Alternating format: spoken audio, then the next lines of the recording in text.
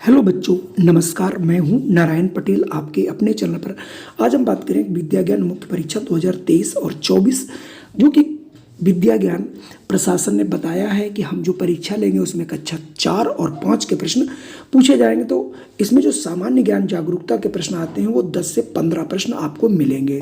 तो आज मैंने कक्षा 4 के वीडियो लिया है जिसमें हमने सारे प्रश्न आपके प्रकृति से लिए हैं और इसमें हमने सारे प्रश्नों को बनाया है। और इसके पहले मैंने कक्षा 5 के जो है प्रश्न बनाए थे वो आप तक पहुंचा दिया। तो आइए फटाफट हम शुरू करते हैं। तो देखिए, सबसे पहला प्रश्न है, सबसे अधिक वाष्पन कहाँ होगा? कुएं में, तालाब में, नदी में, बाल्टी में? तो मैं आपको बता देता हूँ, उसका सही आंसर होगा नदी में, अगर आप लगाते हो। ठीक है, नदी क्यों होगा बच्चों? इसलिए क्योंकि नदी जो है बहुत बड़ी होती है। तो जितना अधिक क्षेत्र होगा, ये तालाब हो गया, ये आपका कुआं हो गया और ये बाल्टी हो गई, तो जिसका ये क्षेत्रफल अधिक होता है उसमें वाष्पन उतना ही अधिक होगा। तो इसलिए यहाँ पर आपका बाल्टी वाला ऑप्शन सही होगा। अगला प्रश्न, इस हालांकि सारे प्रश्न हमने कराए हैं।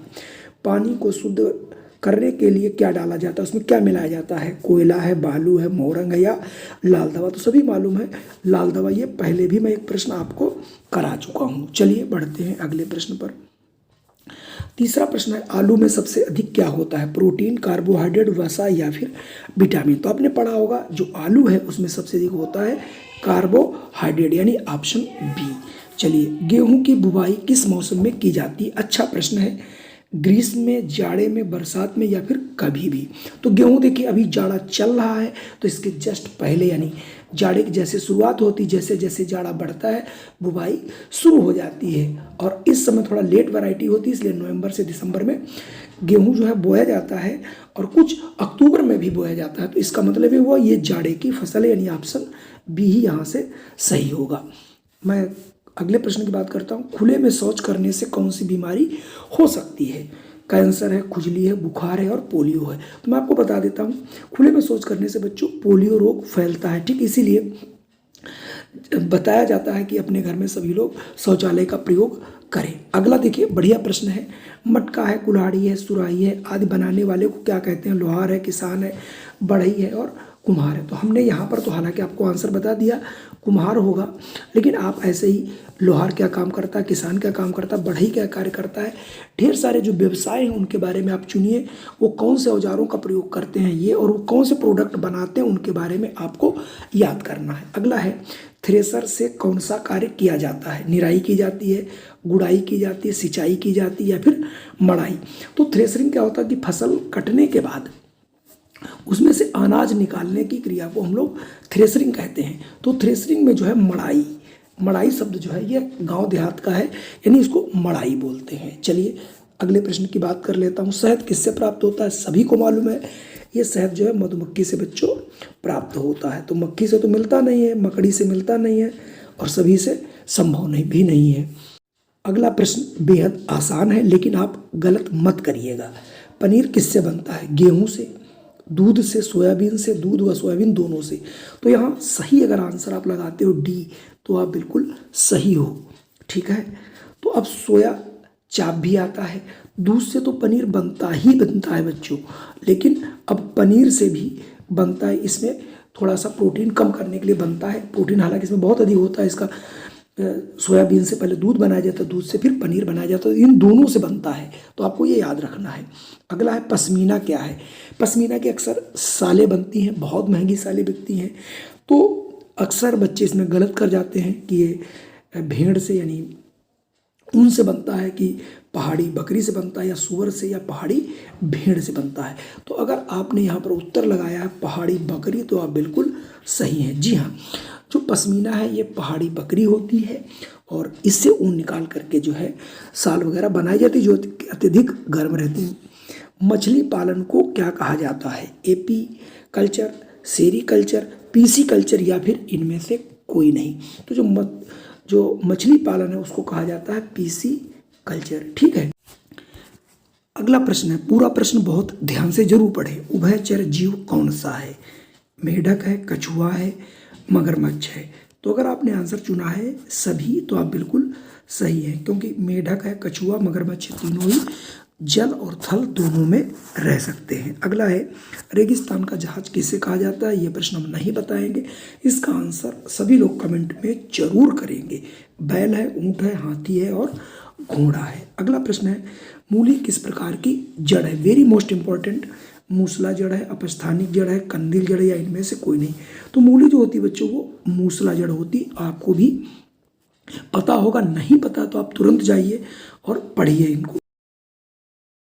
चलिए अगला प्रश्न है, मिट्टी से जल तथा पोषक तत्व कौन अवशोषित करता है? जड़ है, तना है, पत्ती है, फूल है? इसका भी आंसर आपको आ रहा होगा, और अगर आप चुनते हैं जड़ तो आप बिल्कुल सही हैं। चलिए बढ़ते हैं अगले प्रश्न पर।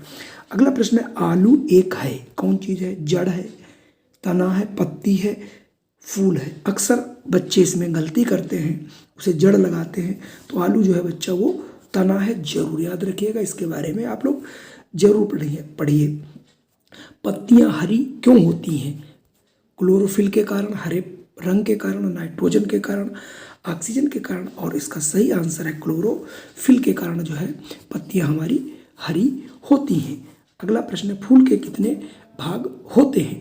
तो एक्चुअली फूल के भाग 1, 2, 3, 4। तो फूल के मूलतः 2 भाग होते हैं, जिसको हम लोग पराग और तंतु कहते हैं। ठीक है, तो ये आपको मालूम होगा, इसलिए जो चीज़ थोड़ा कठिन लगती है वो मैं आपको बता देता हूँ।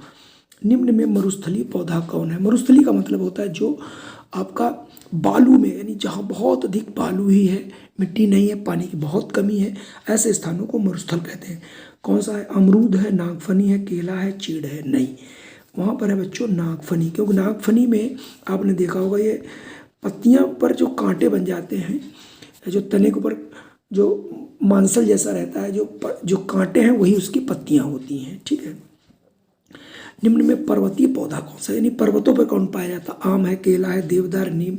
आपको मालूम होगा आम हमारे यहाँ होता है, केला भी होता है, नीम भी होता है, लेकिन देवदार नहीं। तो देवदार जो है ये हमारा कहाँ का है?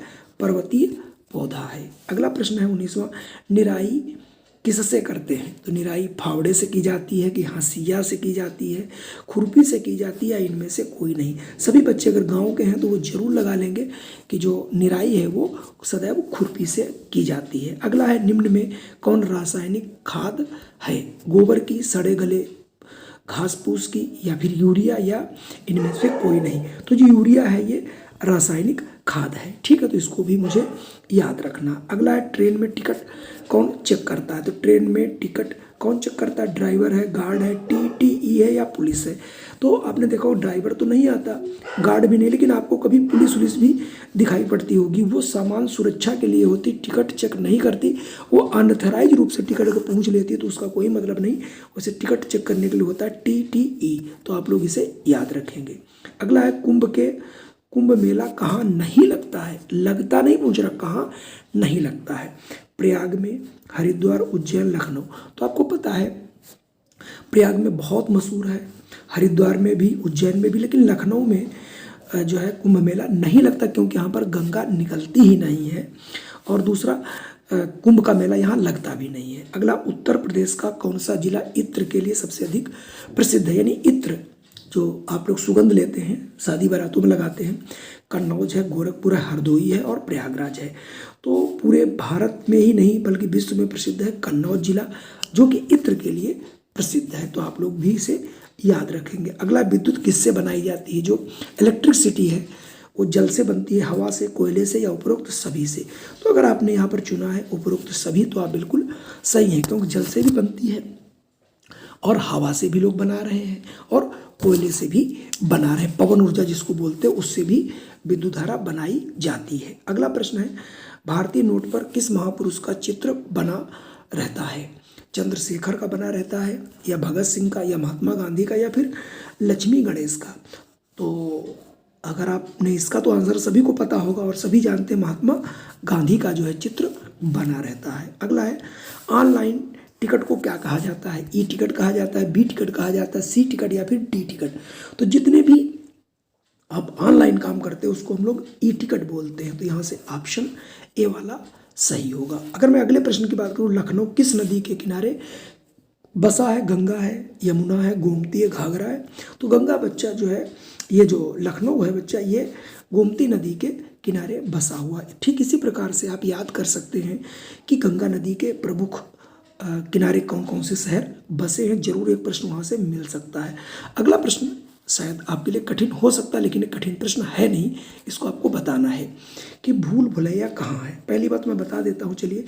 भूल भुलैया ये लखनऊ में है। अब लखनऊ में तो है, लेकिन किस बिल्डिंग में है? बड़ा इमाम बाड़ा है, छोटा इमाम बाड़ा, चिड़ियाघर या रेजिडेंसी? तो मैं आपको बता देता हूँ आपकी जानकारी के लिए, जो भूल भुलैया है बच्चों वो बड़ा इमाम बाड़ा में है। और आप जब चैप्टर पढ़ेंगे उसमें इसका उल्लेख भी किया गया। आनंद भवन कहाँ है, इसका भी उल्लेख आप पाठ में किया गया। मैसूर में, इलाहाबाद में, आगरा में या फिर दिल्ली में। और आपने अगर पढ़ा है सही आंसर इलाहाबाद, तो आप बिल्कुल सही है। अगला प्रश्न नहीं है, कुल मिला के यही 30 प्रश्न थे। इसके आगे के जो भी प्रश्न है वो मैं दूसरे वीडियो में लेकर आऊँगा। वीडियो बहुत बड़ी ना हो, आप आनंदपूर्वक देखें। और आप लोग वीडियो को लाइक नहीं करते, कृपया आप लोग इस वीडियो को लाइक जरूर करें और अधिक से अधिक लोगों तक शेयर भी करें। और अगर चैनल पे पहली बार आए हैं तो इसे सब्सक्राइब कर लें और बेल आइकन दबा दें, जिससे आपको इस प्रकार की वीडियो मिल सके। जय हिंद, वंदे मातरम। फिर मिलता हूँ नई वीडियो से।